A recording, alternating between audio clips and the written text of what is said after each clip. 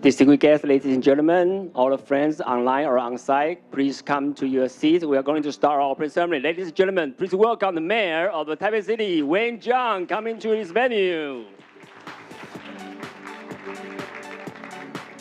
Thank you very much, everybody. Please take your seats. We're going to start our opening ceremony of these very wonderful seminars.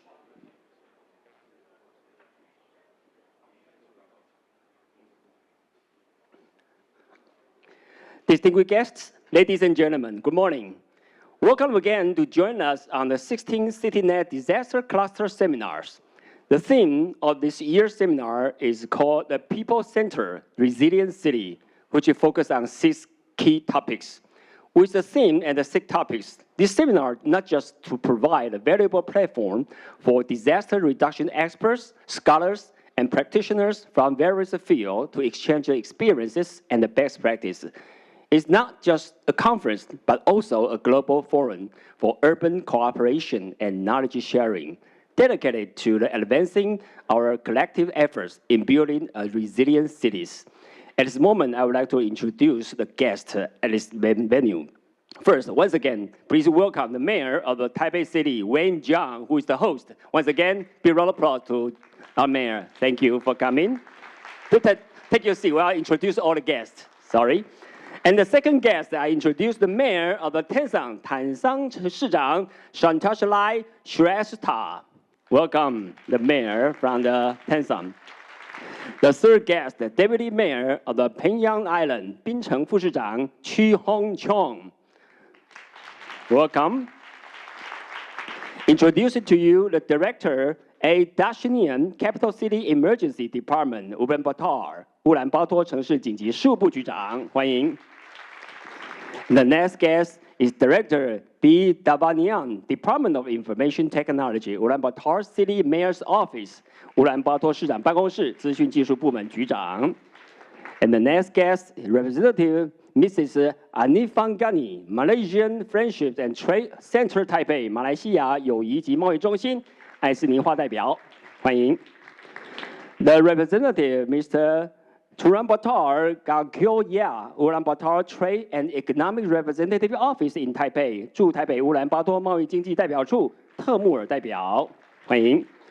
And the next guest, Representative Dr. Li Yinghao, from Korean Mission in Taipei, 驻台北韩国代表部李英浩代表。And then followed by the Kendra Hirata, Executive Director, CityNet Plus, Art Center for Creative Partnership from Kobe. And we also have many experts, officials, practitioners related to disaster prevention from various cities, countries, and the regions. And also we have officials from executive yuan level, Taipei, New Taipei, Taoyuan, Hsinchu County, and all other people on site or online who care about the sustainability of the city. At this moment, we welcome all of you to join us. Now, to begin, I would like to welcome the welcome speech delivered by the Mayor of the Taipei City, Wayne Zhang, come up to the stage to have a welcome remarks. Please join me in welcoming the Wayne Zhang, the City Mayor of Taipei.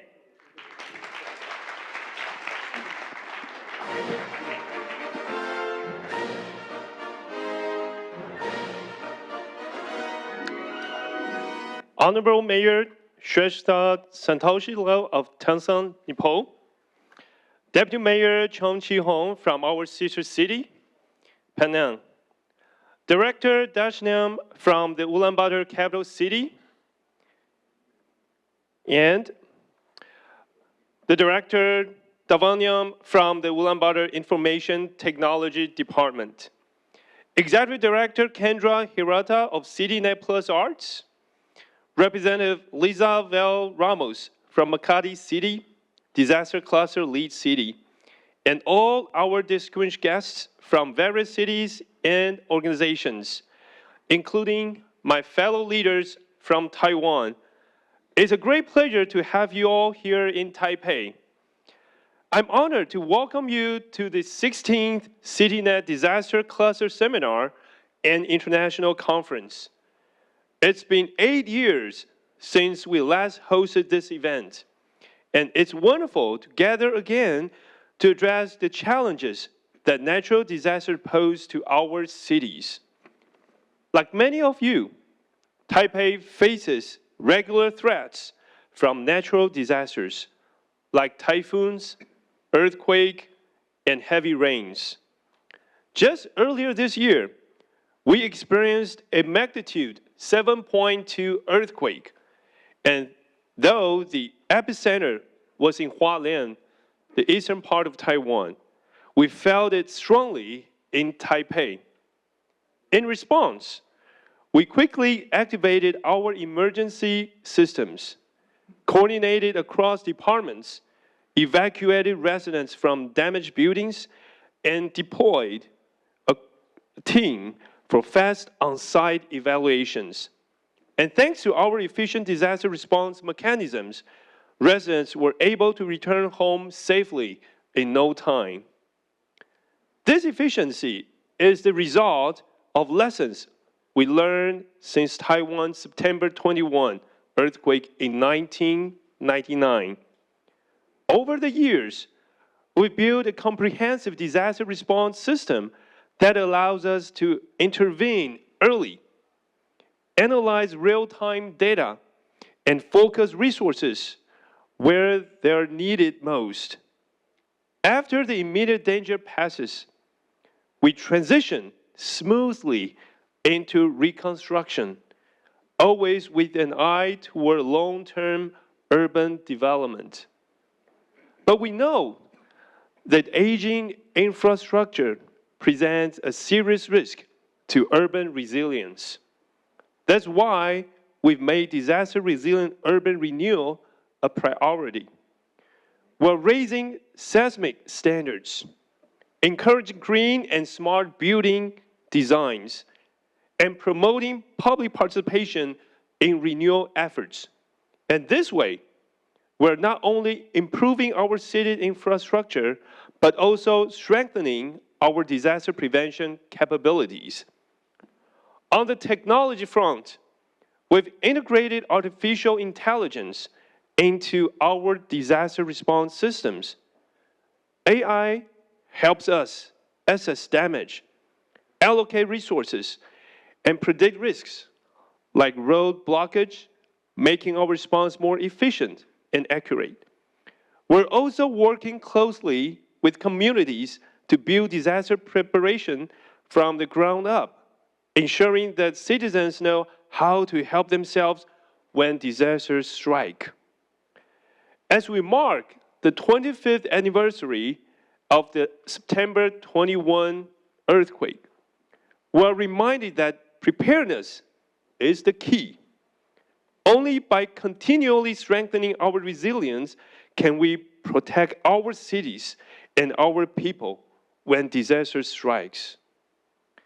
The theme of this seminar, People-Centered Resilient Cities, reflects the belief that while technology and infrastructure are important, we must never lose sight of our citizens' needs. Every person deserves protection during disasters, and through international cooperation, we can learn from one another and create safer, more resilient cities. Lastly, I encourage you all to take your time during your stay here in Taipei. From our night markets and traditional streets to museums and historical landmarks. And we hope you'll enjoy all that our city can offer. Thank you again for coming to Taipei after 8 years. And we hope you have a fruitful meetings and exchange it with each other. Thank you so much and have a great night. Thank you. Thank you. Thank you, Mayor Wayne Zhang, for this very welcome speech. Please return to your seat. Just mentioned by the mayor that you will stay here at least for 3 days. And the third day, the sightseeing and the site visit for every international guest. And don't forget the easy card in your bag gift is $100 NT for your convenience. Take it MRT or to the convenience store to shop. Thank you very much. And in addition to the blessing from the mayor of the Taipei, we also have the video message from the mayor of the Makati City. Madame Malan Abigail Binay. Now please take a look at this video. To our esteemed guests, distinguished colleagues, and participants from across the region, my warmest greetings to you all. It is an honor to address and welcome you to the 16th CityNet Disaster Cluster Seminar. As we convene today, it is a privilege to be part of this significant event where we gather to share knowledge, experiences, and innovative solutions to promote urban cooperation and build resilient cities. This seminar is crucial to our overarching mission as the disaster cluster lead and as a dedicated MCR 2030 Resilience Hub. This year's theme, People-Centered Resilient Cities, challenges us to prioritize timely and relevant solutions as we navigate through an increasing complex world with worsening disasters and climate change challenges. We are committed to strengthening our members' engagement and influencing cities and organizations within CityNet and beyond to achieve the climate and disaster resilience goals set forth by frameworks such as SFDRR, SDG, and COP21 and 25. Over the next few days, we will discuss topics vital for fostering resilience, such as data governance, gender equality, disability and social inclusion in disaster management, and disaster risk finance. I encourage you to participate actively as these discussions are crucial in shaping a resilient future for our cities. In Makati, we integrate resilience into everything we do, focusing on keeping our citizens prepared, informed, and engaged. We aim to create a community where everyone feels safe and capable of facing challenges. And as part of our commitment to the MCR 2030 campaign, we will also share our accomplishments this year in Nepal, building on the progress from the last CityNet seminar. Discussing our best practices and innovative solutions, we invite all participants to collaborate and share knowledge, reinforcing our needs-based initiatives and strategic partnerships for global relevance. May this seminar inspire us all to forge stronger partnerships and foster greater collaboration toward people-centered, inclusive, sustainable, and resilient cities. Thank you for your commitment to this important cause. Once again, welcome to the 16th CityNet Disaster Cluster Seminar. Well, many thanks to the blessing by the video from the mayor of Magali, Madame Malan Abigail Binay. Thank you for this welcome message. Now, next, we would like to invite our distinguished guest to come up to stage to have a speech. Welcome the Executive Director, CityNet Plus Art Center for Creative Partnership from Kobe, Mr. Kendra Hirata. Please join us, come to the stage to have a welcome speech and address the opening ceremony. Please join me in welcoming Kendra Hirata.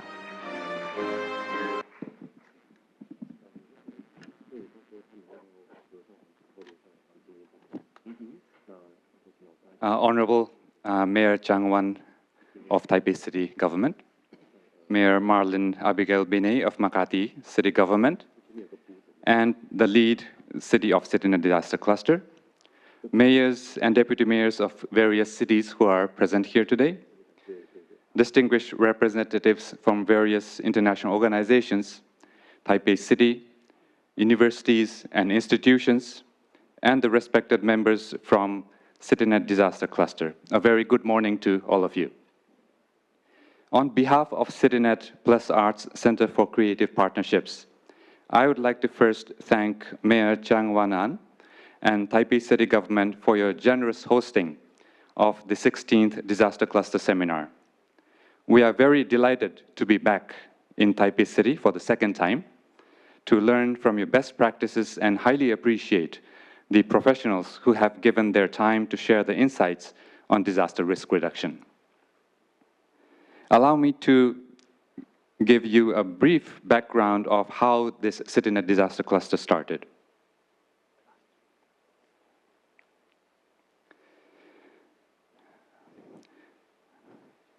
You can see some pictures here, which are the triggering pictures of why CityNet decided to establish the disaster cluster. CityNet Disaster Cluster was established in 2005, right after the 2004 Indian Ocean earthquake and tsunami, and the 2005 Pakistan earthquake, where many of our cities in Indonesia, Sri Lanka, and Pakistan were affected by the disaster. This event triggered the need to act swiftly on developing policies, adopting technology, and raising awareness on the risks that the cities and their communities faced. 19 years later, we look at the status of our cities today and find that many have progressed in developing crisis management strategies along with a response system to address potential risks. However, with the onset of increased and intensified climate-induced disasters in the past few years, we are once again facing a tremendous risk, targeting a much bigger population. The annual survey of our members indicates increased frequencies of disasters that the cities are facing today, in particular, the floods, landslides, and extreme heat. But due to this increase in risks, the amount of budget that the cities are allocating towards disaster management is also increasing. This is an encouraging trend, but the technical capacity of the city officials and the general awareness of the public remains to be updated in order to be able to address the risks accurately. Cities are in increasing need for technology-based support from cross-sector collaborations with the private sector, academia, civil society organizations, and across borders to enhance technological advancement to mitigate and prevent risks from becoming disasters. Equally is the need on enhancing the knowledge-sharing opportunities to combine it with practical and actionable outcomes which connect to improvements at the grassroots level. Over the past year, we have given much emphasis on this learning process to expand our outreach from schools to the communities and to the local governments by integrating localization of knowledge gained from the others to engaging in a bilateral or multilateral projects. From here, I will just briefly introduce some key activities that we did in the past year. In Nepal, for example, we have been working for the past 8 years on improving disaster education after their 2015 earthquake. This project, supported by Japan International Cooperation Agency, or JICA, facilitates the capacity building process of teachers to develop their own disaster education tools based on the learnings introduced from Japan. For the first time in Nepal, the teachers from 5 municipalities involved in this project have developed localized tools and are being used in the public schools in Nepal today. In addition to tool development, they are also being capacitated on primary care of disaster victims, which we collaborated with Save the Children Fund Japan. The project also enabled the establishment of Nepal's first disaster risk reduction learning center, which is now being managed by a local organization called Disaster Education and Promotion Office. Their booth is set up just behind you, so please stop by later, and they will also have a presentation during session 3 this afternoon. Similarly, on disaster education, this year we have been working with Makati City Government to help develop their original education tools on disaster education, which you will hear more on later from Makati. Makati, in collaboration with UNDRR, has also taken the lead to train cities in Nepal on specifics of making cities resilient 2030. In June, with the help of National Society Earthquake Technology, or NSET, in Nepal, several cities and institutions in Nepal were invited to undergo training on understanding and achieving the targets of MCR 2030 and the Sendai framework. We are very glad that many CityNet members joined this training, and we will continue monitoring the progress. With Makati, the lead city of CityNet Disaster Cluster, we have also initiated the city-to-city cooperation program with Lalitpur Metropolitan City in Nepal to help train their first responders. Again, this is a transfer of knowledge which actually started from Makati and the city of Yokohama's collaboration in 2016. And now those skills are being transferred to Lalitpur Metropolitan City in Nepal. For the first time this year, we also launched the disaster education program in India with the help of All India Institute of Local Self-Government, where schools in New Delhi and Himachal Pradesh, which is the northern Indian border town, were invited to take part in an intensive training on developing and using creative disaster education tools at schools. We feel that these kinds of educational programs are the basis and fundamental to raising the awareness of the common people about the risks and its mitigation to making communities more resilient. Aside from these, we have also hosted and organized study visits by our member cities and organizations to Japan for them to experience how disaster risk reduction and educational programs are available for the public in Japan. We feel these exposure visits are extremely important, which not only provides knowledge, but inspires and motivates the visiting delegation to do something new to enhance their own DRR programs when they return. Therefore, my final words for today is the call to all of you to work consistently and collectively with cities and their stakeholders as much as possible and understanding new and compound risks. This is to come up with mitigation solutions so that they can be introduced at the grassroots level from education to introducing hardware and technologies or policies that might help strengthen the resiliency of the society as a whole. We will welcome initiatives from CityNet members as well as partners who are here today who wish to work with us on DRR and climate change related works. I truly hope that this collective effort and sharing of each other's knowledge will guide us all to better deal with disaster risks and enhance our preparedness for the coming years. Last but not the least, I would like to highly appreciate Taipei Fire Department, who have been working with us for the past several months to successfully organize this seminar. We will really look forward to being in Taipei for the next 3 days and to the sessions and the site visits that the city government has to offer and has prepared for us. Thank you very much for your time.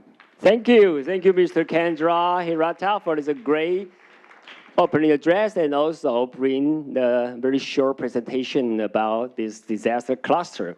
Now, at this moment, we are going to have several group pictures. The first one, I will invite the photographer on the stage to shoot in all the audience area. 我们请摄影师还有媒体们，如果您要从舞台上往下拍的话呢，我们会进行第一张的大合。Already, and everybody, I would like to invite you to eyes on our main photographer with the very beautiful, handsome head right over there. And one pose, the first pose, just stand firm, sit firm, and with a smile on your face. This is the first one. Good. Okay, how about everybody? Thumbs up for this very special seminar. How about that? Thumbs up, everybody. Thumbs up for the 16th CityNet Disaster Cluster Seminar. We should have very big success during the 3 days. Okay? All right, thank you. 谢谢，好，我们谢谢，我们请摄影师回到我们的舞台下方。Now, this is the first group picture. The second picture, I would like to invite many friends and VIP on the stage for the group photo. So I will call upon the name of the guest on the stage. First, again, I would like to invite the mayor of Taipei City, Wayne Zhang. Now, you're the first on the stage. And then followed by the mayor of the Tansang, Tansang, 市长 Shantaslai Shrestha, please. You are also invited on the stage for a group photo. The third guest, Deputy Mayor of the Pingyang Island, Chin Hong Chong, 槟城副市长，我们欢迎。Now the fourth guest is Director of the Dashinian Capital City Emergency Department from Ulaanbaatar. Welcome. And then Director B. Davanian from Ulaanbaatar City Mayor's Office. You are also welcome to the stage. And number 6 is Kendra Hirata, again, from the Kobe CityNet. Join us our group photo on the stage. And then Madame Liza Villar-Romas from Makati, please also come to join us on the stage. And the next guest is Akiko Yamakoshi from Yokohama. Please come to the stage, welcome. And the next guest is Donna Magno from Eloy City. Please come up to the stage. And then the next guest is Milandi Azar from the city government of the Legazpi. Please come to the stage. And the next guest is Araceli Gahin Balam from Madua. From Madua city government, please come to the stage. And then welcome the guests from Busan, Hang Chang Bay from Fushan, Busan City. And the next is from Bangkok, Thailand, Paralote John Jue, who is director from the Bangkok. And the next guest is from Taoyuan City Government, Fire Department, Deputy Commissioner Zhao Xinzhong. Please join us. And then followed by the guest Tomoyuki Saketani from Matsuyama, Japan, please. And then architect from Manila, Philippines, 来自马尼拉的建筑师 Antoinette Lim. And then the next guest is Kari Navara Shah, director from the Ahmedabad, India. And the next guest, Dasuke Shiba from Matsuyama, Japan, please. 是爱媛大学的副教授。And next guest is Shasura Walivitia from Gal, Sri Lanka. 来自斯里兰卡的贵宾。And the next guest is Bisha Raja Guru from Lalitpur, Nepal. 来自尼泊尔的贵宾。And next guest is Ravi Raja Guru from New Delhi, India. 来自印度新德里的贵宾。And the next guest is Deepak Marwahata, who is from Kathmandu, Nepal, 来自尼泊尔加德满都。And then followed by the guest, who is Yuji Odomaki, branch manager from TMAC, Matsuyama, Japan. And then invite the guest representative, Mr. Shumar Batar Ganjage, Ulaanbaatar Trade and Economic Representative Office in Taipei. 特穆尔代表来自驻台北乌兰巴托经济贸易代表处。And then is representative from Mr. Anisha Gani from Malaysian Friendship and Trade Center Taipei, 马来西亚友谊及贸易中心的代表。And then the next guest is representative Dr. Li Yinghao from Korean Mission in Taipei, 驻台北韩国代表部的代表。And then the director Lorraine Chua from Manila Economy and Culture Office, 马尼拉经济文化办事处主任 Lorraine Chu. And the last but not least, welcome the Madam Qian Hui 女士 a Senior Program Officer on behalf of the CityNet. 这是 CityNet 的 representative 钱慧 Madam, please join us on the stage. 特别欢迎来自 CityNet 的贵宾 Senior Program Officer 钱慧。All right, now we'll guest on the first row, who is a very beautiful signage. 他们拿了一个手举牌在前面的代表。On behalf of the seminars, everybody please face forward to our photographer and the media. 好，我们摄影师帮大家调整一下位置啊。Now, to make sure your face will in front of camera, don't be blocked. 好。The photographer just done his duty very well. This must be a very great picture, so please hold, waiting for instruction of the official photographer. All right? Okay, smile, face forward, not just the organizer photographer, and also we have the media in the back. 我们看一下我们前方媒体们的摄影机和照相机。All right, beautiful picture. This is a very great commemorative pictures. At the opening ceremony, everybody please give a big applause to all of the guests who join us at the contribute to these seminars this year. All right, the last 3 seconds. 2, 1. 还有没有媒体要补拍照的？好，我们后面有举手的哦。Okay, the media, hold a hand, please one more time. Maybe stay for longer, 5 seconds. 我们最后再5秒钟，请各位把握时间。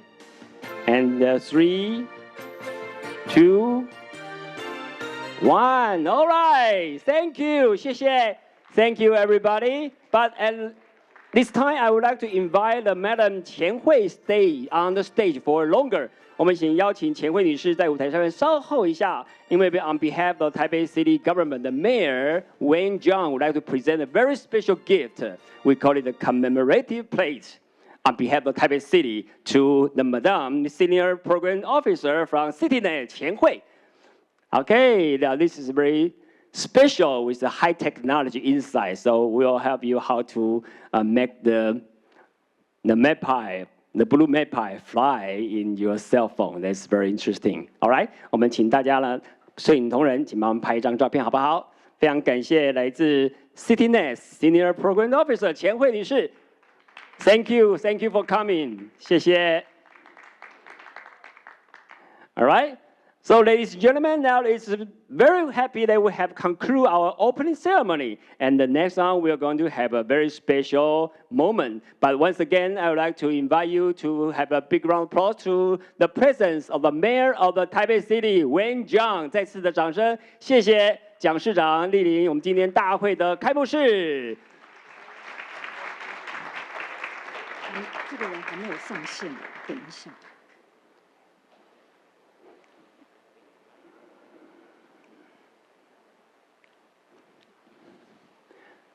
So at this moment, we are very happy to conclude our opening ceremony. And next on, we will have the keynote speech and several topic panel discussion. It will be wonderful and very insightful, very exciting moment this whole 2 days. But I would like to have a very small reminder of you.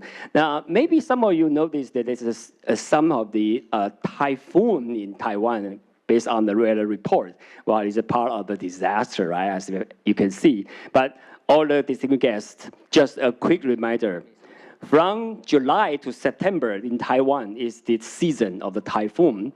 The weather might be a bit unstable these days, so if you want to go out, the umbrella and some protection gear you can put on it. Now, because there's currently the typhoon near Taiwan, so according to the latest forecast, it has a limited impact on Taiwan. So our event will proceed as scheduled.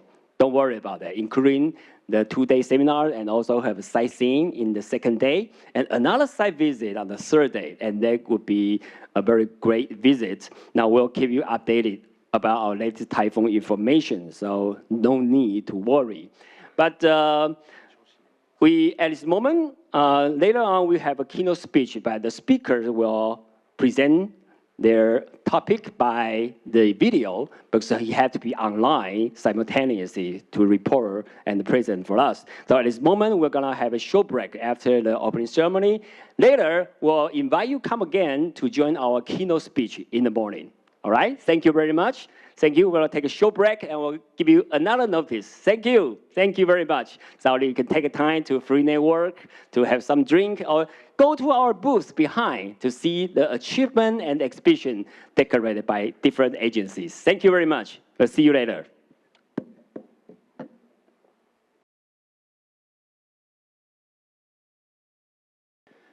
Well, ladies and gentlemen, and all the friends online to watch this our live broadcasting, now we are going to proceed to the keynote speech of the morning. We are honored to have the Secretary General, CityNet. He's from Washington, D.C., Mr. Vijay Jagannathan, to present the keynote speech. Now, ladies and gentlemen, please welcome and take a look on our screen. Please. Thank you very much for your introduction. Honorable Mayor Chiang Wan-an of Taipei City Government, Honorable Mayor Abigail Binay of Makati City Government, and the lead city of CityNet Disaster Cluster, distinguished guests from various cities, organizations, and institutions. Good morning to all of you. It's good evening as far as I'm concerned here in Washington, D.C. I'm honored to be invited to speak as a keynote speaker at this important seminar on disaster risk reduction and would like to express my sincere appreciation to Mayor Chiang Wan-an for the invitation.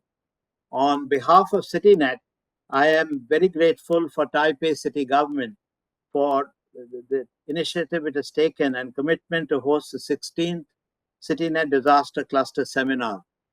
I would have loved to have been in Taipei with you in person, but due to some prior commitments, I have been unable to travel at this time. On reviewing the Global Assessment Report 2023, this marked a significant milestone among climate scientists. Exacerbated by the El Nino phenomenon, the record-breaking scorching temperatures spurred by climate change led to a global average temperature of 14.98 degrees Celsius. This is 0.17 degrees Celsius higher than the 2016 record, according to the European Union's Copernicus Climate Change Services, thus marking 2023 as the warmest in global temperature data records, which we have seen. On top of that, in 2023, it was also 1.4 degrees centigrade warmer than the pre-industrial levels, hovering near the 1.5 degrees centigrade warming limit set by the Paris Agreement for 2030. The record-breaking heat conditions have led to adverse consequences throughout the world. For example, the lack of rainfall and excessive heat caused intense and severe droughts. Massive forest fires, even in temperate climates, caused extensive ecological damage, carbon emissions, and loss of lives and animal habitats. Typhoons have also become much more intense, wreaking economic and ecosystem disruptions on a gargantuan scale. The resultant negative perceptions have been borne out in 2024. Extreme weather events continue to roil all parts of the world in unpredictable ways. If societies are to adapt to these uncertain and volatile global conditions, preparedness and emergency response operations are imperative to build climate resilience. The new urban agenda calls for better linkages between sustainable urbanization and people-centered urban resilience development strategies and programs if the Sustainable Development Goals, SDG 11, Sustainable Cities and Communities, is to be achieved. Similarly, as the GAR 2023 has emphasized, the balance between the three Ps, people, planet, and prosperity, respectively, social resilience, environmental resilience, and economic resilience are key foundation efforts needed to address resilience deficits in the built environment. Given this context, let me focus on what cities are facing and how we can collectively address the compounding issues of disasters. This year has been no exception to many extreme disasters. Starting on January 1st, we saw the magnitude 7.5 earthquake in Noto Peninsula in Japan. On April 3rd, there was a magnitude 7.4 earthquake on the island in Hualien. On April 16th, there was extensive flooding in Dubai, where rain was an occasional event in the desert city in the past years.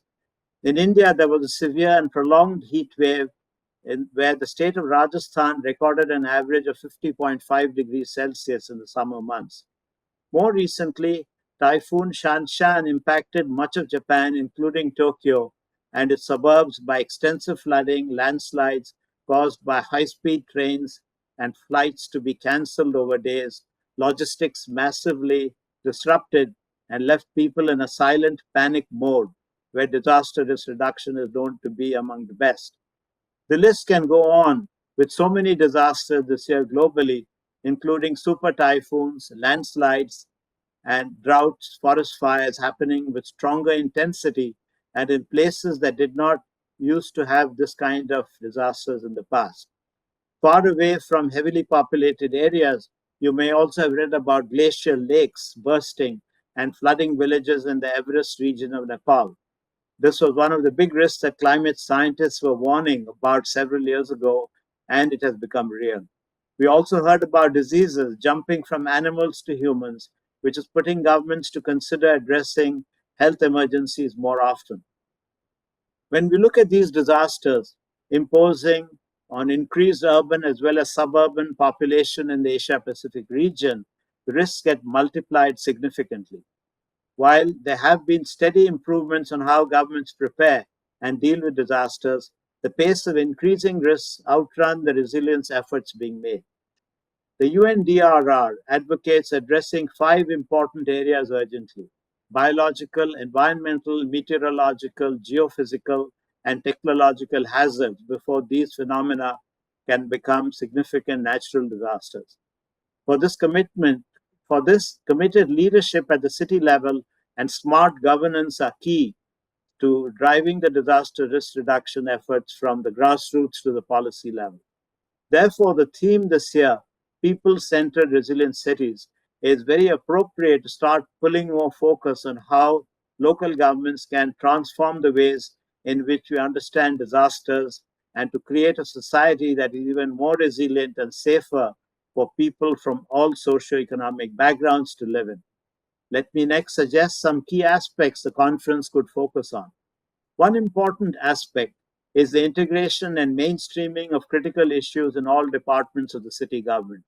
Equally important is the cross-sectoral collaboration to develop and implement programs which are owned by the locals. Local governments can also alone cannot handle all tasks of resilient building, and it is essential to encourage especially the private sector to partner and contribute to solving the brewing issues. Technology has become an inevitable tool to address many of the current disasters. Whether it's advanced technology or an affordable and simple one, there have been advances in using innovations to mitigate disasters.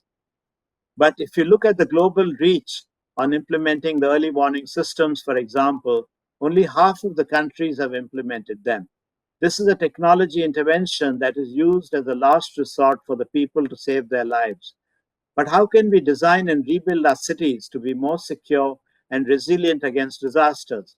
How can we ensure that people of every economic and social status can be protected? How can the future generations be informed of the risks at early stages of their lives? Looking ahead, we need to start doing things differently, which not only addresses the concerns of today, but also consider the risks of the future. In this respect, educating our younger generation, from children to the youths, are extremely important. At CityNet, we have long given emphasis on building the capacity of the younger generations by properly equipping teachers with skills that can transform the knowledge sharing into a more enjoyable and creative learning process. I understand that several cities are in Taipei this time to share how their DRR program has flourished to empower children and communities. Identifying issues are relatively easier than finding solutions. However, if we practice proper data gathering and assessing it regularly, there can be ways in which solutions can be found. Obtaining an adequate, affordable financing on the scale required is another common challenge cities face. The required physical infrastructure is usually not affordable, using city budgets alone, and therefore additionality in financial resources need to be secured through partnerships with the private sector and financial institutions. I believe there's also a session on this tomorrow that could provide you with insights on how to strategically finance your DRR climate adaptation agendas. As the current disaster risks are complex and climate change factors making a big impact, we also need to look into solutions that are nature-based and give emphasis on restoring our environment. The climate factor, as we are starting to experience, will be a major challenge in the coming years. Even with the best interventions, the changes will be gradual. This means we need to start adaptation strategies to cope with imminent risks.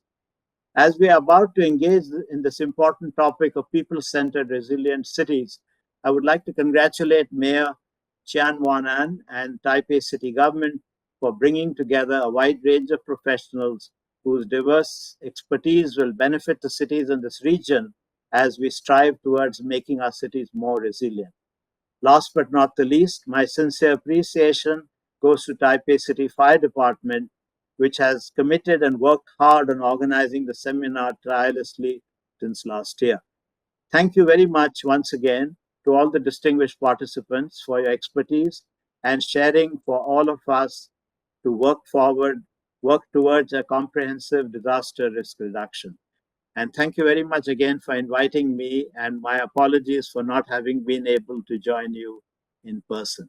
Thank you, and have a wonderful 2 days of deliberations. Well, thank you very much, Mr. Vijay Jagannathan from Washington, D.C. for the live presentation. Thank you again. So, ladies and gentlemen, now we run ahead of schedule a little bit, but we expect that we will have more time to do the next panel discussion, okay? So we're moving on to the first session. It will be the session 1. The topic name is Data Governance for Intelligent Decision Making. At this moment, we had the moderator, we had the presenter, and also have the panelists join together on stage. So at this time, I would like to call upon all of the guests come to the stage to have a seat, and then we'll take it over from the moderator. So again, I would like to invite the moderator first, come to the stage, who is the distinguished Professor Li Dasheng from Department of Energy and Refrigerating Air Conditioning Engineer, National Taipei University of Technology from Taipei to moderate the session. Now please welcome to take the center of the stage to have a seat. And then I follow by introducing the presenter. The first one is Jiang Yuansong, the Subdivision Chief, Taipei City Fire Department, Taipei City Government, 台北市消防局组长江元松，江组长。And the next one is the Liza Val Romans from Makati City Government, who is the Research and Planning Division Head, Disaster Risk Reduction and Management Office from Makati. Welcome, Liza. And the next one is the Bisha Raja Guru, a training course material specialist from National Society for Earthquake Technology, Lalitpur, Nepal. Please come to the stage. Now they are the presenter. And then I introduce the panelists. The first one is Wu Guanyuan, from Director of Department of Fire Science, Central Police University, 中央警察大学消防学系主任吴冠元。And the next panelist is Wen Zaihong, the Professor of Department of Geography, National Taiwan University Taipei, 台湾大学地理环境资源学系教授。Now there are total 6 guests on the stage. So everybody, please take your seats. And then I will give the floor to our moderator, Professor Li Dasheng. It's your time, please. Thank you. I'm Professor Dasheng Li, today's moderator. It's my pleasure to welcome all of you on this section, Data Governance for Intelligent Decision Making. Except the job at school, I'm also the Principal Investigator of Taipei Smart City Promotion and Management Office. The abbreviation is TPMO. TPMO is responsible for the integration of AI for the smart city. We earn to build Taipei as an AI-driven smart city. In order to achieve this target, data governance and the data input for AI training are both critical. I'm so glad to join this session and would like to learn more about the data governance.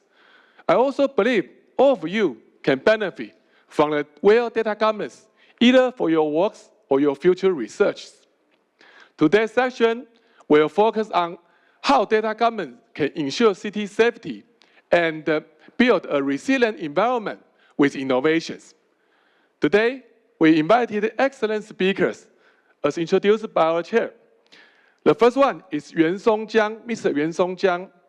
He is the Subdivision Chief from Taipei City Fire Department. His topic is AI integration for earthquake monitoring and damage assessment. The second is Lisa Val Ramos.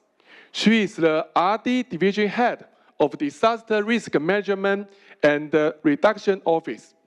The office belongs to Makati City in Philippines.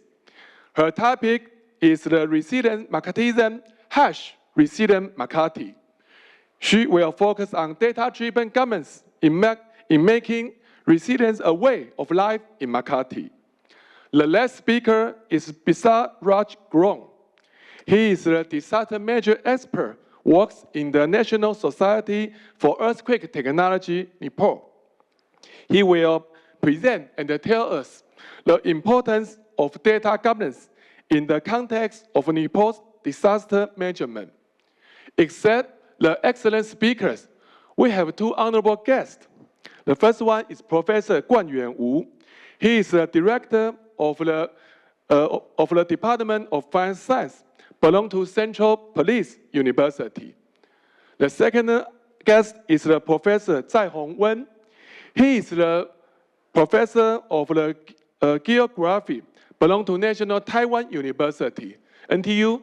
NTU is the best university at Taiwan.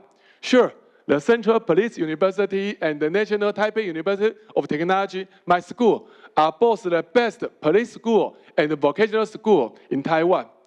With the excellent speakers and the honorable panelists, we can have an excellent session today. So please borrow me your head and applause to welcome the first speaker, Yuan Songjiang, to the stage.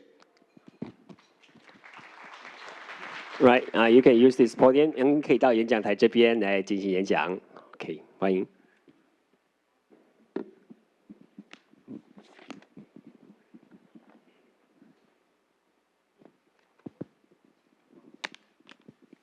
Good morning, everyone. I'm Yuan Songjiang, Subdivision Chief at the Taipei City Fire Department.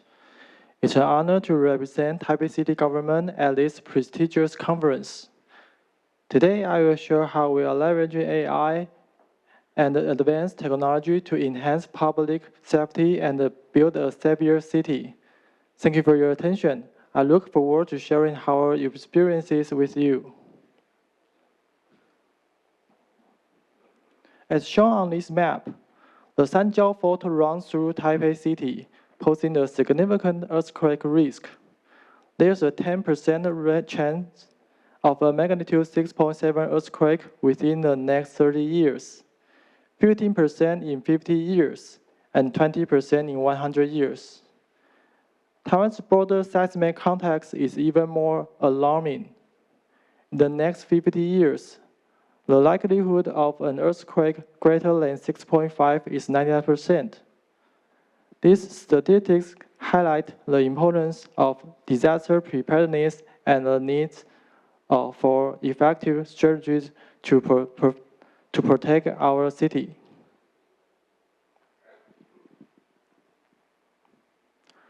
Taiwan's residential population is 2.51 million, but during the day, this rises to 3.51 million, largely due to commuters from New Taipei City and Taoyuan City. This fluctuation is crucial when conducting earthquake detection and damage analysis as it affects the effective population during disasters.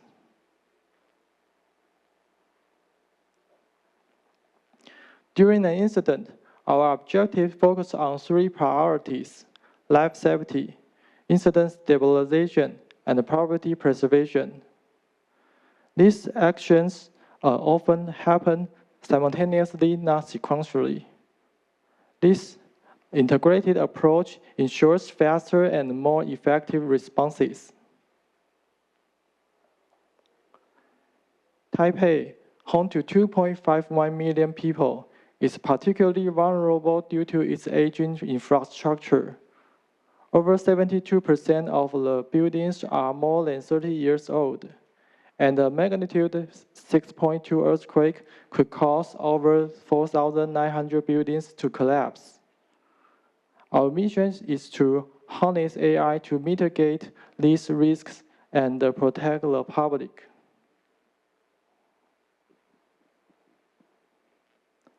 This workflow shows our integrated approach to disaster prevention and relief. On the right, you can see the disaster relief process triggered by an earthquake, including early warnings, intensity maps, and the damage assessment. On the left, we focus on disaster prevention using simulations to assess damage within 10 minutes to an earthquake. This system allows us to act quickly and effectively during crises.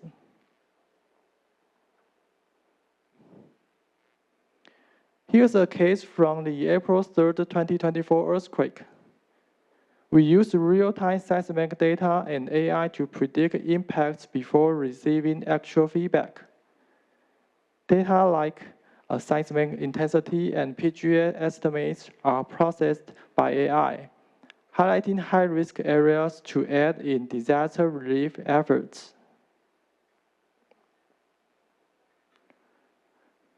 We start with input data, including building age, height, and earthquake data. This fits into models like the fragility curve model and the heat map model, which help us visualize building loss potential. After a magnitude 4 earthquake, we immediately activate our emergency response SOP. This includes sending SMS alerts to key personnel, conducting disaster inspections, and compiling reports to inform further actions. These steps ensure a swift and coordinated response.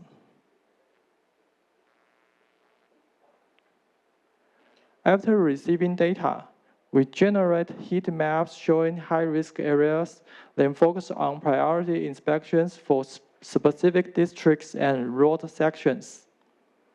This targeted approach allows us to direct resources effectively to the most affected area.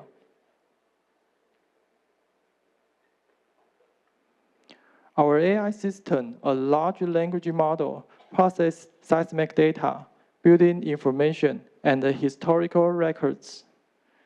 The AI provides timely alerts, generates reports, and offers insights to guide decision-making. Continuous retraining ensures the system's accuracy. The AI's output is integrated into a visual dashboard, providing a real-time view of disaster situations.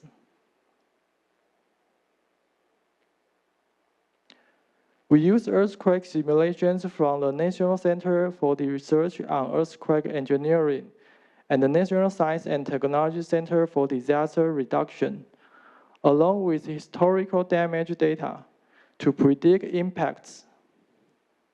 The AI generates graphical data and 3D displays of building resistance, helping us assess vulnerabilities and make informed decisions.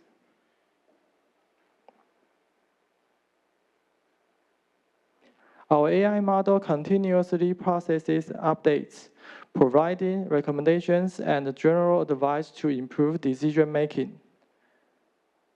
This integration of existing and real-time information significantly enhances our ability to protect lives and managing disaster response.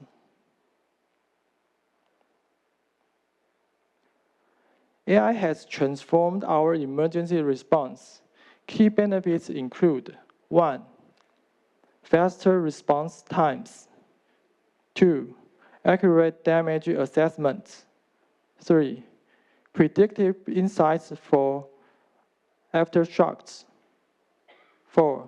Data-driven decision-making. 5. Enhanced public safety. 6. Optimized resource allocation.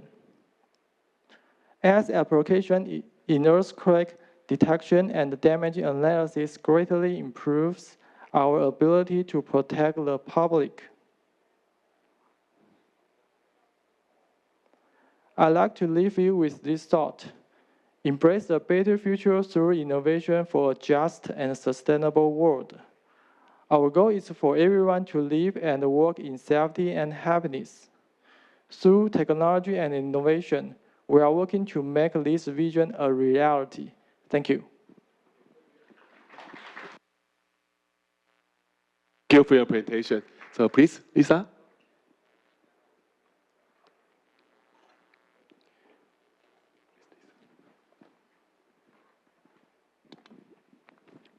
Good morning, everyone. Okay, I saw everyone, putting your heads up high. So I'm Liza Ramos from Makati City in the Philippines, and what I'll be presenting with you is actually a spectrum of services of Makati that makes use of data. Unlike the first presenter here who focused on a specific service, of Taipei, my presentation will somehow give you an idea of some of the practices of Makati in having a data-driven governance to ensure that we reach our vision of making disaster resilience a way of life in Makati. So our presentation, just very much related to our topic today of people-centered resilient cities, is all about making resilient Makatizens, as what we fondly call our Makati citizens, for a hashtag resilient Makati. Of course, we'll have to start with knowing who Makati is. Makati is actually the financial center of the Philippines. No? So just imagine, if a disaster or disruption strike Makati, the economy of the whole country will really be affected, right?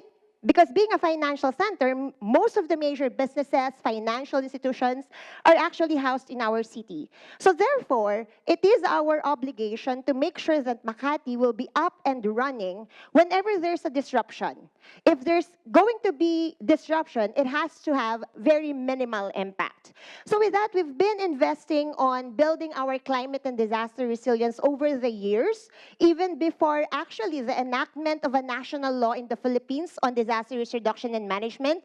We've been doing a lot of research works, partnerships, and different engagements and innovations in the way we do our governance.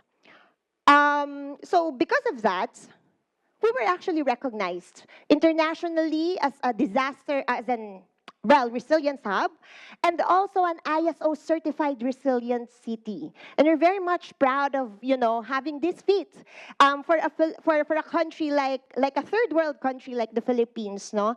So maybe the question for you is, how did Makati actually do this? Now, how are we able to really reach this stage where the international community recognize our efforts in building our resilience for our Makatizens? Of course, it starts with the use of data. I think everybody will just agree that for you to be able to develop a responsive resilience plan, a responsive emergency and disaster response mechanism, and even, encouraging your citizens to just take part in resilience building, it takes a lot of data information sharing. No? So investments in data is really very important. And this is basically the framework. Now, these three major services of our office is the focus of my presentation for today. So, of course, let's start with knowing the hazards of Makati. Being a financial center and even being one of the richest cities in the Philippines, we're still not spared, of course, of the different hazards. Now, we very well know that the Philippines is a hotspot of disasters. We're blessed not only with natural resources, but also with disasters. So with that, we've been building on knowing this data at the local level, meaning we're not only relying on scientific information and studies from the national government agencies, but we're also investing on making our people or our community understand their risks and get information from their experiences, and then somehow develop a convergence approach or use a convergence approach in order to come up with a localized scientific and community-based data on our risks. And because of this information reaching the community of the city, we're able to actually develop our plans, policies, and investments, all disaster risk informed. Another tool, so in resilience planning, it's not enough that you just understand your risk. It's also important to understand the interventions that you're doing for building resilience. Are they enough?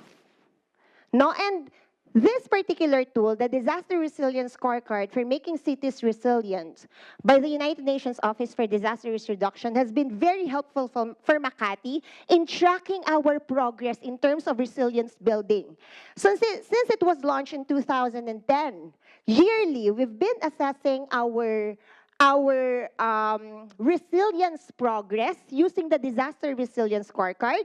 And if you can see on the screen, we're not very ashamed to show you that our rating is just 2.57 out of the highest rating of 5. Why? Because it's not about the numbers or the figures. It's about knowing the gaps from different stakeholders, because we're doing this scorecard assessment through a multi-sectoral approach. We're inviting our private sector, our utility providers, our community representatives, and the different departments and offices in our city government for us to come together and assess where Makati is. Because as we know, a city is a system of systems. Therefore, one stakeholder, if that particular stakeholder doesn't do anything about resilience building, then it will affect the resilience building of the whole city, right? So what we're saying here is that while the city government has been doing a lot of investments on disaster risk reduction, and since we've involved our private sector, that's when we realized that we need the help of our private sector. And that's also when they realized that they need to harmonize their plans, their strategies on resilience building and business continuity with our own plans, so that we can have a whole of city resilience plan that not only their clients will benefit, but the whole of Makati will benefit. So if you will take a look at this, the Disaster Resilience Scorecard of the UNDRR has actually informed the development of the Makati Disaster Risk Reduction and Management Plan. So because of the 10 essentials for making cities resilient, we were now able to identify the gaps, and from the gaps, we were able to identify the priority programs. So the third column on this particular table is actually the same priority programs that you will see in our local disaster risk reduction and management plan. Another important tool that we're using is results-based monitoring and evaluation. I think all of us will agree that a plan is just a plan, but if you cannot measure anything, then there's nothing to progress on, right? So we've been monitoring our interventions through a results-based framework for monitoring and evaluation. And this is institutionalized and integrated in the city planning, not only in our own office, but it's a whole of government monitoring and evaluation system. We've also been using an ISO standard in assessing where we are right now, no? So with the help of the World Council on City Data, we track our progress based on an international standards and assess where we are in terms of the resilience interventions of other cities globally. And this is the reason why we were one of the only 5 early adopters of the ISO 37123. Now that's for resilient cities, which was launched last year. As I've said, we use data, we use information for our policies as well. So when Mayor Abby declared climate emergency 2 years ago, it was because of these 2 important platforms where we collect data, where we share data. It's called Future-Proof Cities and Carbon Disclosure Project. And that's when we were able to actually compute for our GHG reduction target. That's why we're very much, assured that the target of 39%, it's also science-based. It's based on our baseline information, 39% by 2030, and we expect to have net zero emission by 2050. Of course, another very important aspect, so we're done with resilience planning, is emergency and disaster response. It's some kind of similar with the presentation earlier, only that it's focused on an end-to-end early warning system. We call it the MAWARI system. MAWARI in the Philippines, or in Filipino, is, it means to discern. So we want to make sure that our investments on early warning system are actually understandable at the community level. So it's an end-to-end system. We release our impact-based forecasting with the what to do aspects of our localized advisory, so that our communities or our citizens will not, think, so what if we have like signal number 2 or signal number 3? What does that mean? Because you already provide them the what to do list. And that's how we invest. We partner as well with scientific agencies, and we continuously conduct capacity building activities and consultation sessions year in, year out, just to check if our system is still something that our communities can understand. In terms terms of course, our operations center, earlier during the break, we can see here the video presentation of Taipei EOC. No? So we also have that in Makati. And our operations center, we can even call it an intelligent operations center because it's been powered by an Internet of Things kind of system. It's time's up, so let me just drop this up very quickly. I'm getting so excited to present everything. But anyways, it's IoT driven. We also have this, it's a video presentation, but I will not finish this. But basically, as I've said, we've been investing on Internet of Things. So we have environmental sensors, asset trackers, and we're using all of this information for a localized advisory and an immediate dispatch system for our emergency response. So sorry to not finish this. But as you know, as I've said, everything is something that we need to work with our community. And so with that one, we're also doing certain assessments for our communities, or what we call as the barangays. So we have 23 barangays, 23 wards, 23 villages in our city, and all of them have been undergoing an annual resilience assessment using a scorecard or an assessment tool that we developed based on international and national tools, but localized in the context of Makati. So we've been producing these kinds of information to them, so they also are informed of the programs and projects that are responsive for their communities. So just to wrap it all up, this has been the framework of my presentation, and maybe just to emphasize that in resilience planning and emergency disaster response, we all, I think, can agree that data is king, data is power, generally, but in Makati, data is stakeholder empowerment. I think there's no better way. I will not talk about the challenges anymore, but there's no better way to end this presentation, but of course, quoting our own Mayor Abby Binay, that using data in resilience planning provides a solid foundation for evidence-based decision-making, proactive risk management, and effective collaboration. It also strengthens communication in the community. No? So that basically is how we make sure that our resilience building efforts is actually people-centered, and with the use of a convergence approach, science and community-based knowledge has been part of our resilience building journey. That's all, and thank you so much. Thank you, Lisa. Very exciting and inspiring speech. Thank you again. So we will invite Bisa to share his experience in Nepal, please.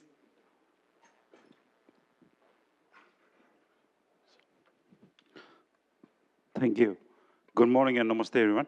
My name is Vishal Raj Gurung, and I am representing National Society for Earthquake Technology in Nepal for the 16th CityNet Disaster Cluster Seminar happening in Taiwan over here. So the topic of my presentation, as you can see on the screen, is the importance of data governance in the context of Nepal's disaster management. So moving on my presentation. Sorry. So disasters in Nepal. So first of all, we are a small landlocked country with a span of 900 kilometers in length and 200 kilometers of breadth. We have a very, very diverse physiography with with the lowest point of Nepal being 60 meters from the sea level to Mount Everest, which is 8,848.86 meters. It has a very, very fragile geology, as it's a very, very young, those mountains are very young. And because of that fragile, diverse physiography, we also have a very diverse climatic variations. On top of that, the population growth, the haphazard urbanization is not helping the disasters go down. So disasters in Nepal are very frequently happening every time. So these are the few disaster scenarios that we have faced in Nepal, which shows the various different disaster events that has been in Nepal, the building damages, the deaths, and the affected population. And from all the disasters since 1971 till 2022, it is updated in one of the databases that is used in Nepal. Moving on, one of the key aspects of the disaster governments in Nepal, I believe in all the countries, is the constitution of their countries. So it has a few acts and regulations that assess how to work in case of disaster. For example, in Nepal, it's the National Disaster Risk Reduction Management Act, as well as the National Disaster Risk Reduction Management Regulations. And similarly, it has others related acts and regulations for other humanitarian agencies, as well as security forces who are responding to disasters. They are simple, the other plans, policies, agreements, and strategies which help various different communities, organizations, government agencies to work to prepare, respond, and recover in the case of disaster. So these are the different plans and policies that we can see over here, and based on these plans and policies, we all work in preparing to disaster. Similarly, last year we also conducted a national tabletop simulation and based on these plans, policies, and agreements too. The response framework that works in Nepal is through the cluster mechanism. The United Nations has introduced the 11 different clusters in Nepal, which works in various different clusters, like the health, as you can see, like health, food security and nutrition. There's a government agency that works in that, and there is a supporting agency from the United Nations which work in those agencies. These are the 11 clusters that I was talking about, and these clusters has been working in Nepal to prepare for disasters, as well to recover from disasters, as well as to respond to disasters. So these clusters has been collecting data, which has data in case of disaster, which is one of the most important things that has been helping us. The other disaster databases by government organizations are from the Ministry of Home Affairs. That is one of the main authentic data collecting organizations in Nepal. Ministry of Agriculture, which especially works on disasters that could harm on agricultural crops. The EDCD, Department of Health and DHS, the epidemic as well as a pandemic, these are the things that they work on. Department of Water-Induced Disasters especially works on floods and landslides. Department of Hydrology works with the climatic monitoring stations and similarly, Departments of Mine and Geology, they work for monitoring earthquakes in Nepal. It has 21 the government has 21 different accelerometers in Nepal. Similarly, there are other organizations who has a lot of other accelerometers that are placed in Nepal. So the various data governing portals, one of these is the BIPAD portal. BIPAD is disaster in Nepali. So this is one of the portals where you can get data on disasters. It is also used to enhance preparedness and early warning systems to strengthen communities, as you can see in the screen. So this is one of the screenshots of it. This is a live. This is actually a screenshot of the live BIPAD portal screen, where you can see the various different disasters that has been seen in Nepal. So last year we had a record number of wildfires in Nepal. In the history of Nepal. So as you can see over there, the fire has been one of the most highest numbers of disasters that can be seen in Nepal over here. Moving on, Disenvatar, a model to capture disaster data. It is again the same kind of thing that collects data, and especially the thing is that ANSET has been recording on Disenvatar with the support of UNDP for the past all these years. All those data have been collected from various different newspapers that we find it every day in Nepal. Moving on, the DRR portal. This is also one of the other governing portals of data in Nepal. So again, the difference over here is it has maps and GIS tools and community engagements and training and capacities. So this is again one of the screenshots of the DRR portal that we just saw. And not only Nepal not only has disaster data governance, but also Godam, which means a storehouse. So this is basically an idea of how many different kind of equipments or emergency equipments that are stored in various different places in Nepal, especially. So this shows what are the different equipments that are being placed all over Nepal just to respond to any kinds of disaster. For example, as I said earlier, the disaster clusters, they have various different items that might be needed to work in case of disaster. So these are the things where we have been storing it. The another thing is the volunteer management system. So it's not only about data governance and storing equipments, right? So the volunteering management system is a system where you can register yourself just to in case of to respond or to help in case of a disaster. Professionals with various skills that are available in the country can register themselves in the volunteer management system so that the government can government can contact you in case of a disaster and to respond in case of a disaster. I am one of the I am also a trained responder, and I've also been registered in the volunteer management system just in case if there's a disaster, I'm ready to respond to such kind of things. So again, the why is data government's important. Again, the important decision making, the different things that we need for disaster, all these things comes from those data. So that's why it is always important. And we also need these for the resource optimization, how many, the Godam that I talked earlier, how many equipments that we need. Of course, I believe that whatever we have stored here in Nepal for the disasters is not enough for a big disaster, but still we need more, so that's why we need to optimize the resources that are available. Challenges, again, we do have different policies, but still there are gaps on those policies, so we need to fulfill those policies and gaps. One of the main things that I want to tell you is the duplicity of the data governments. As I showed you earlier, there are various different data governing portals in Nepal.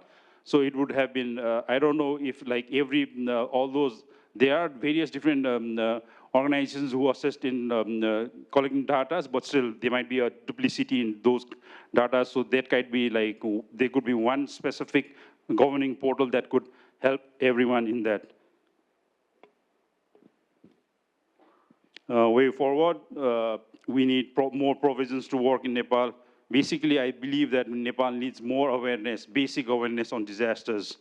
We tell that we are prepared for disaster, but the community in Nepal, they have hardly any idea about disasters, how to face disasters. So those are the things, basic awareness.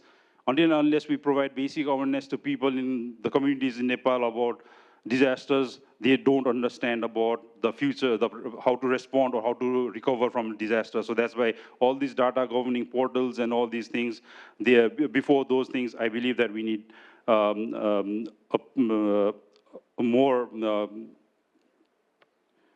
awareness on those things. And as we have been there are various humanitarian agencies working in Nepal, so we need to mobilize them more also. I believe this is my last slide. Thank you, everyone. Okay, thank you, Bisha. Very good sharing with the Nepal experience. Thank you. Before the panel discussion, since we have the instant translator, in order to communicate correctly and freely, I may ask panelists' help. So please write your question and comment in Chinese. And I will ask Lisa and Bisha understanding. Please use your earphone. You will fully understand what the panelists' question and comment. Thank you. So let's begin the panel discussion. Please, Professor Wu, please. Thank you, the moderator and the speakers. And 中文就可以，谢谢。今天非常。It is my great delight to join you at this seminar.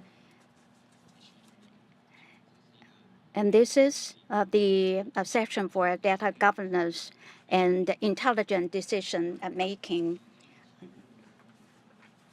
Well, if you look at the typhoon in July, make a landfall in Hualien. And this is actually the first typhoon that hitting Taiwan this year. And we collected a lot of data. How can we convert data into a process is a key part. We talked about the data, including big data or some simulation data, as the speaker indicated, data about earthquake, and also the data collected from the community level, or even data for AI simulation. And all these data are key to the final decision-making process. Many academics will evaluate the quality of the data or the data classification or data integrity or data security. In the process of obtaining the data, it is very important for us to ensure the right process. And data is actually a new oil. In this new era, that many speakers have talked about predictive simulation.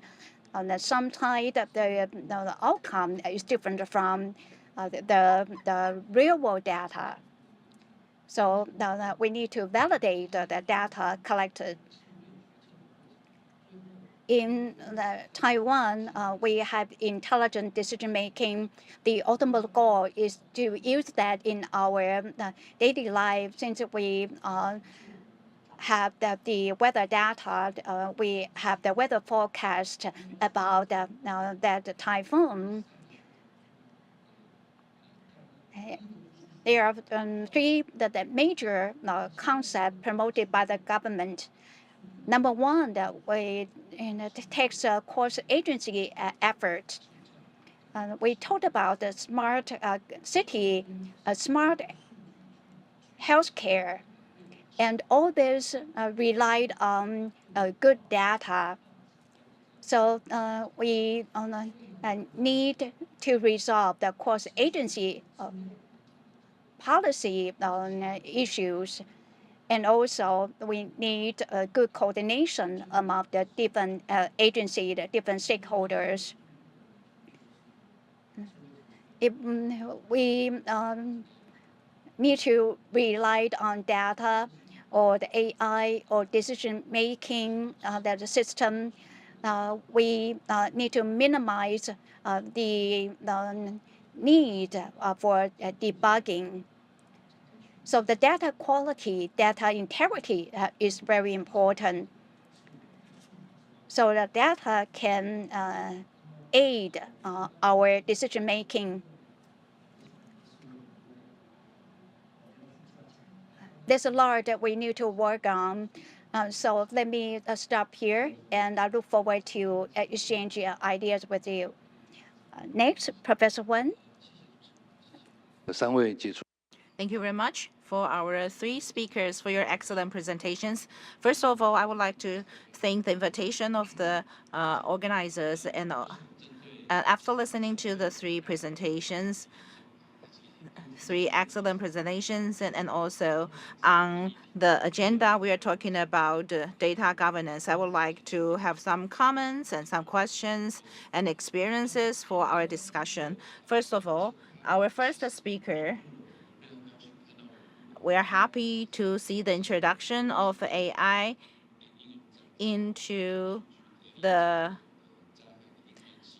disaster response system. Particularly in the PowerPoints, we have seen that we have seen the application of AI and a generative AI. Particularly, we heard ChatGPT. We have heard that a lot, and the LLM to be used in our disaster response. Here, I would like to ask our first question here. We know that disasters, when we got many different types of disasters like flooding and earthquakes coming in different areas, impacting different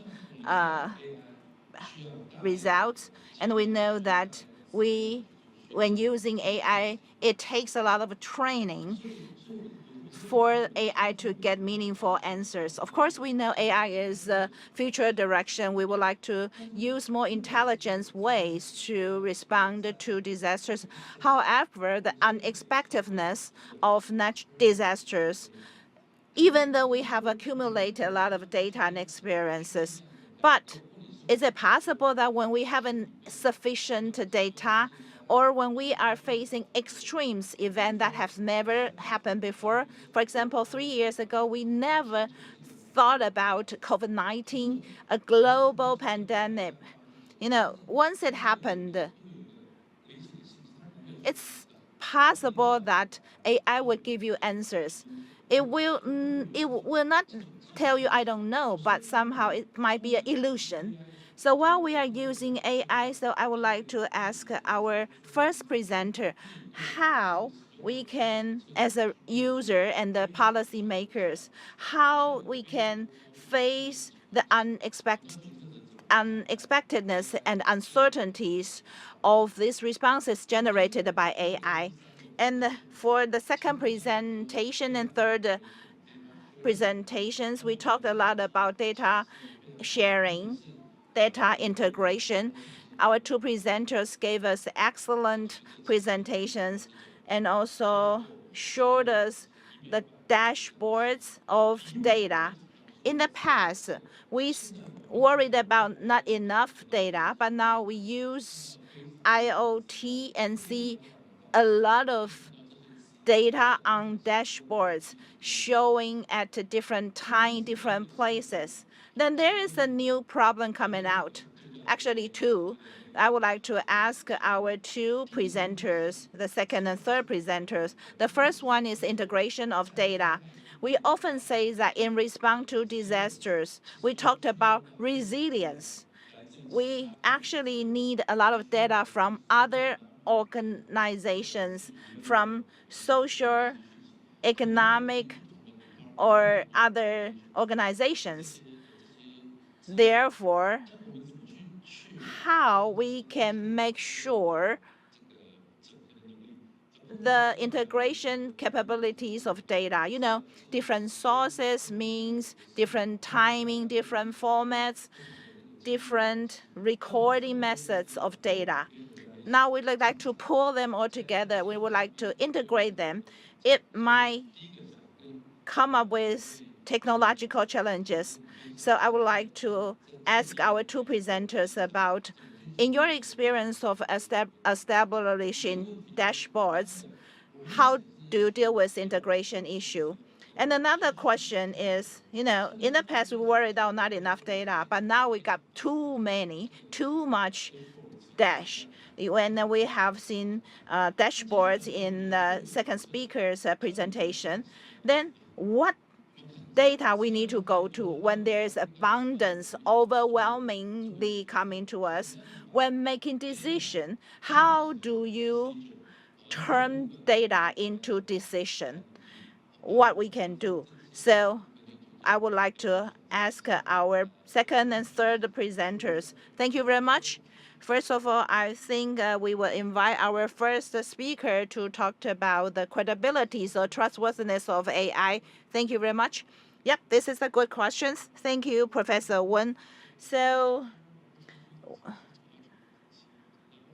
20 years ago, Taiwan had the first information system established.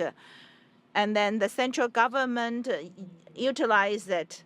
As a local government, we also took the lead to utilize information system on preparedness and the response of disasters.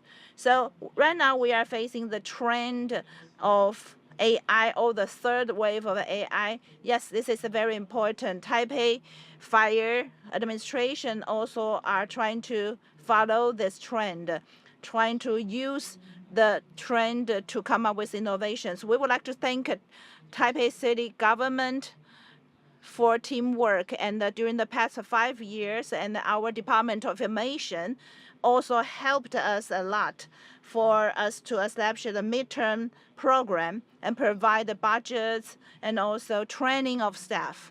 So you talked about how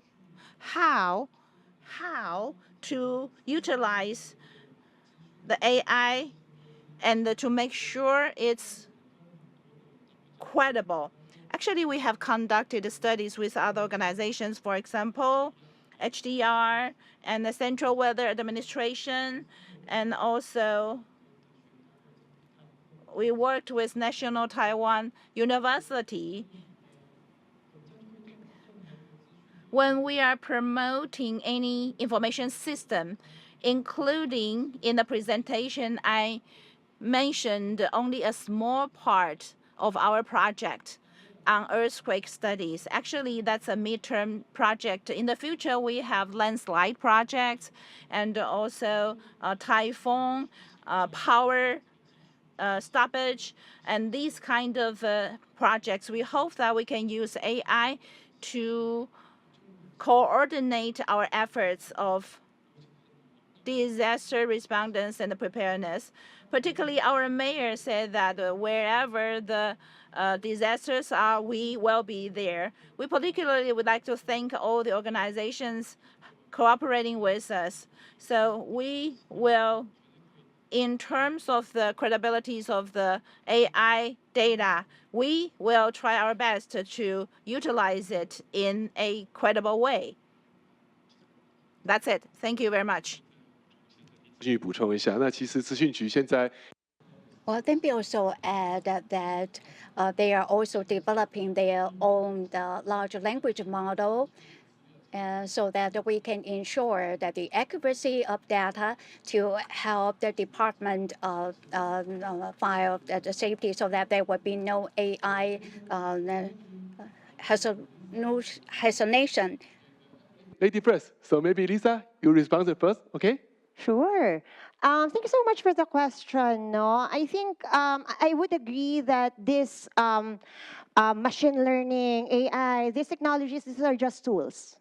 At the end of the day, we in the city government or whatever agency you're affiliated with, you still need to come up with your own protocols, your own policies on how to translate this data. This machine learning technology kind of thing, you still have to teach them. And I agree that in uncertainties, unknown kinds of disasters and threats, you cannot just teach them overnight. And therefore, we still have to invest on human resources. At the end of the day, we still have to have equipped and competent human resources, and therefore, we have to continuously upskill them, make them understand the science of risks and information, but also understand the technological advancements. Also, it's important to still engage and empower our citizens in the use of these technologies, because at the end of the day, they're just going to be prescriptive. It's still the feeling of safety and feeling of security that our citizens are the most important ones to understand, because at the end of the day, they will still decide if a particular recommendation by your data analytics or by your machine learning is actually beneficial for them. Because the thing with machine learning, AI, and these technological innovations, they somehow generalize, right? The parameters, they generalize the recommendations. At the end of the day, when there are disasters, your experience is different from my experience. So it's still important, again, I'll still get back to the main point of my presentation earlier, that data is power, but data must always be about stakeholder empowerment. Please. Hello. Thank you for the question. Yeah, I can understand that the data integration related issues. I forgot to mention in my presentation that we have a National Disaster Risk Reduction Management Authority, NDRRMA, which runs under the Ministry of Home Affairs. So basically, they are data that has been collected from various different governing portals, various different cluster mechanisms, but still, that the data that has been normally shared by NDRRMA are the ones that we take it as the final database, because those are that's the specific group or authority that shares information not only through their websites, but they also have a basic Viber group, a mobile app that on our phones, which shares about various different disasters that might be coming in, and also regarding the numbers of deaths or any kind of household damages in case of any kind of disaster. So that if we go through that, maybe all those things that we talked about, the data integration that comes into one place over there. Thank you. I have one more question. You think, sorry, in Chinese, so you can listen. And from your presentation, you talked about a lot of data portal. Have you thought about how you can integrate the different data portal into one data portal? Have you thought about that?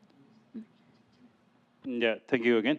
Yes, I agree that we have a lot of data portals that I showed in my presentation, and as I shared that we do have challenges about the duplicity of data through these different portals over there. So again, I cannot answer you I cannot promise you that I am thinking of having one disaster data portal, but still, if we are to take your suggestions, then maybe if we have one specific data governing portal in Nepal, then that could be a great idea for where we can get every data at one place. Thank you so much. Thank you. Can I also say something about that? That's not a question for me, but our Operations and Warning Division head over there is looking at me. No problem. So it's as if he's telling me to mention that for Makati, we actually have our integrated operations center system. So the data from our environmental sensors, from our earthquake sensors, from our water level sensors, our weather sensors are all integrated in one. It also includes our call pick and dispatch data and incidents. So that in itself, that data analytics portal actually gave, better information for our call takers and dispatchers, and even our local weather forecasters to provide a more localized information, not only for the responders, but also for our citizens. Yeah, thank you. Inspire me again. Yeah, that's great. Since we have time, any question, please raise your hand, or any comment to this panel. Any question? No, yeah, in Taiwan, always so. Yeah. Okay, so however, since we have no further question and the time is also limited, so we stop this session now. And thank you for your joining. Thank you again. Thank you. Well, okay, thank you very much for the moderation and entire panel discussion. I would like to invite you stand up, all of you rise and sit. No, not sit, stand in the center of stage for a group photo. 我们邀请我们的贵宾一起到我们正中央啊，那请摄影师帮我们拍一张合影，好不好 ？All right, everybody smile closer. All right, eyes on the photographer. All right. Okay. Thumbs up. That's right. We'll follow suit in the afternoon, everyone. Thank you. Thank you very much.